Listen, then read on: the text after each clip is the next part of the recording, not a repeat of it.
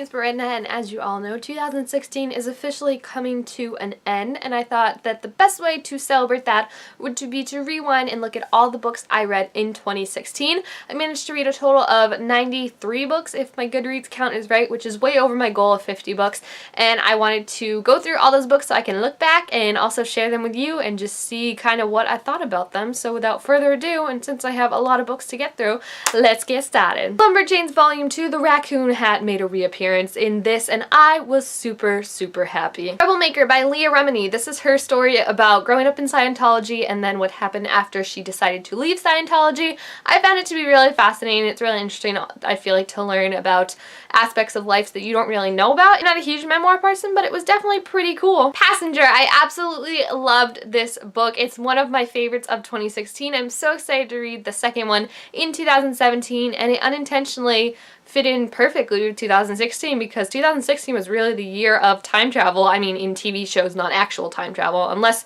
comment down below if you have a time travel machine and are willing to let me use it. Inferno by Catherine Doyle, the second book to Vendetta, which was my absolute favorite book of 2015. The sequel wasn't as good, unfortunately, but my OTP did rise in this book, so I will always be very thankful for that. The Dead List by Jennifer L. Armentrout. This is a book that was just supposed to be published, but then she just released it because things fell through for free online. It was very much in the vein of Scream. It wasn't anything great or new. I've had trouble with Jennifer L. Armentrout books lately, and I've said this, that I can't connect with them as much as I used to. This one was just your classic thriller. It didn't do anything, and I ended up giving it 3 out of 5 stars. Circus Mirandus I finally read, and I'm gonna be honest, I only wanted to read this one because it said Mirandus in the title, and it kind of sounds like Miranda. It was a pretty cool book. It was like a Tesco version of Miss Peregrine's, I would guess. Like, it had that same feel to it, except it wasn't as cool, and it's definitely more middle grade if you're not into middle grade, but I ended up giving it 4 out of 5 stars. The Other Run by Ally Carter. This is the second book in that new Embassy Row series she has going on, and this book was gosh awful. Like, I can't even think of a good thing to say about it, and I am completely done with the series. I'm not even gonna bother reading the third one, no matter how cool the covers look. Air Fractured Light is the final book in the These Broken Stars trilogy by Megan Spooner and Amy Kaufman, and I absolutely fell in love with this book. It actually came out in the end of 2015, but I never got around to reading it until the beginning of 2016, and it was so beautiful and came together in such a great way. Pride and Prejudice and Zombies. I had to read this one before the movie came out, and I mean, it was okay, you know, I mean, it's got zombies in it, so what can you really say about it? But the movie I definitely preferred, so if you're thinking about reading it, just watch the movie instead and enjoy Sam Riley's beautiful face.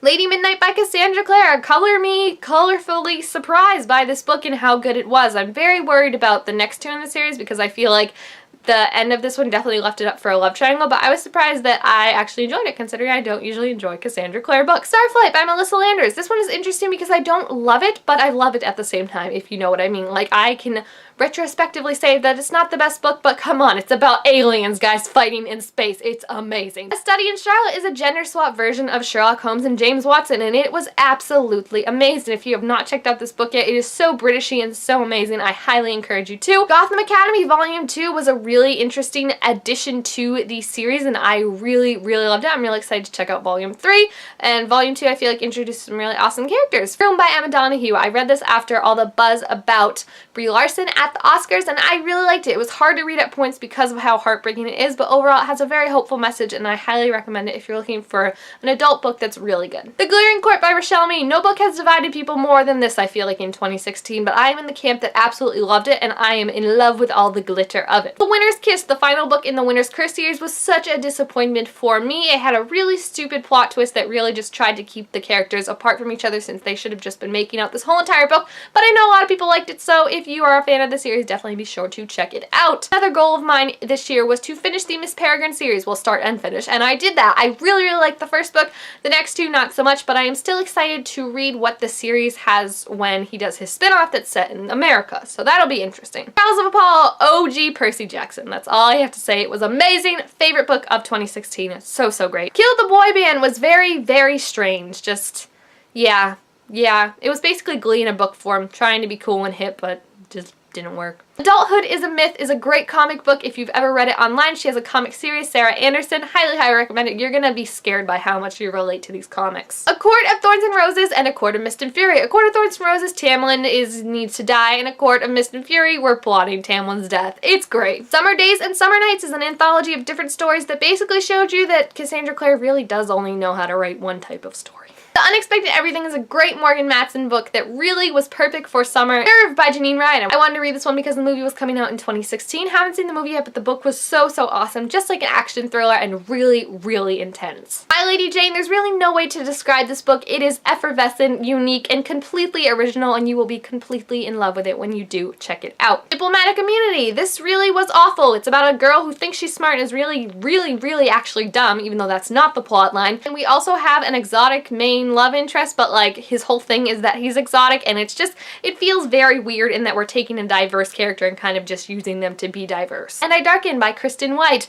This was again one of those girls who thinks she's smart and strong because she can fight, but oh boy does she have a lot to learn. This Savage Song by Victoria Schwab. My first Victoria Schwab book, and I was not blown away by it, but I will definitely be checking out Our Dark Duet when that comes out in 2017. Furthermore by Tara Mahaffey. I don't even know what to say about this. It was just, yeah. The Woman in Cabin 10, a really great thriller that you should definitely check out. So spooky, so creepy, and definitely will have you staying up at night to finish it. Simon vs. the Homo Sapien Agenda, such a sweet and touching book about a boy's coming out story and finding his first love. Never Missing, Never Found. Yeah, I have no freaking clue what was going on in this book, honestly. The plot twist came and I was just like, meh, okay, that doesn't really make sense at all. Harry Potter and the Cursed Child. Turns out just because it has the word Harry Potter doesn't mean it's gonna be great. The Lovely Reckless. PTSD cannot be fixed by a love interest. Please don't let that book make you think that. Stealing Snow. A special little snowflake who knows she's a special little snowflake. A Weekend of Mondays. Contemporary time travel. Heartless. A really awesome villain origin story that will have you screaming off with the heads. Ember in the Ashes. A book that's really cool but kind of touches on female rape a bit too much to make me comfortable. A Man Called Ov. A really awesome book about an old curmudgeon man, aka the kind of neighbor I want when I grow up. Fireval. This book comes out in January of 2017, and it's an awesome one about a game that you have to play to try and survive, and you should definitely check it out. Long May She Reign, another book that comes out in 2017, and this is about why you don't want to be in the monarchy family, really, because, you know, that's just a lot of responsibility. Roseblood, which comes out in 2017, a retelling of Phantom of the Opera that will just have you asking why. Why do I bother reading this when you try it? The Bone Witch, which will creep you out when it comes out in 2017 and make you really rethink everything you thought about witches. Crooked Kingdom, a book that will remind you a lot of times the sequel is not as good as its predecessor. Magnus Chase and the Hammer of Thor, a book that will have you saying yes when you meet Alex Ferrario.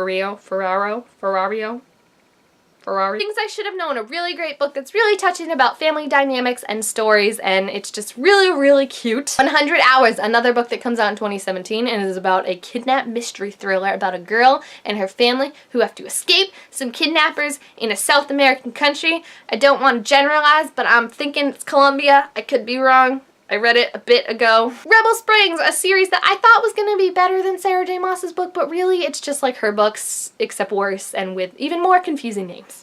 Everything, such a cute, touching, romantic story that you absolutely have to read before the movie comes out in 2017. Yeah, this one just wasn't as good. Like, it had too many mixes of different things, so you're just gonna be like, what?